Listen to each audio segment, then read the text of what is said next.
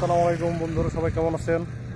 আমি কিন্তু আফতাবনগরের শেষ মাথায় সীমান্ত নগরে কিন্তু এখন আছি। আর এই সীমান্ত নগরী কিন্তু এখন বর্তমানে কিন্তু আফতাবনগরের গরুহাটটি হয়।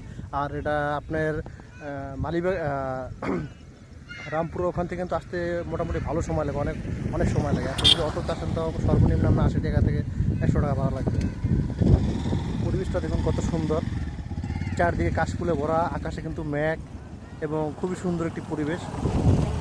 এখানে কিন্তু আসলেও কিন্তু সত্যি আপনার মন ভালো হয়ে যাবে। দেখেন বন্ধুরা, এগুলো কিন্তু কাশফুলে কিন্তু চারদিকে পুরো ভরা। কাশফুল কিন্তু বাতাস অনেক, প্রচুর কাশফুল। আমি আমার এই পঙ্কিরাজ নিয়ে চলে আসছি বন্ধুরা।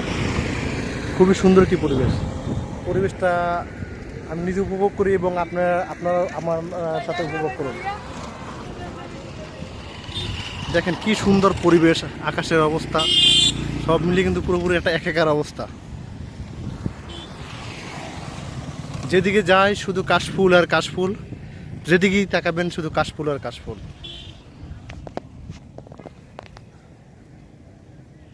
আমি একটু যদি আপনাদের কাশফুলের ভিতরে নেমে দেখাই তাহলে বুঝতে পারবেন দেখেন কী পরিমাণ কাশফুল আছে। তো অনেক ভিতরে কি পানি আছে নাকি?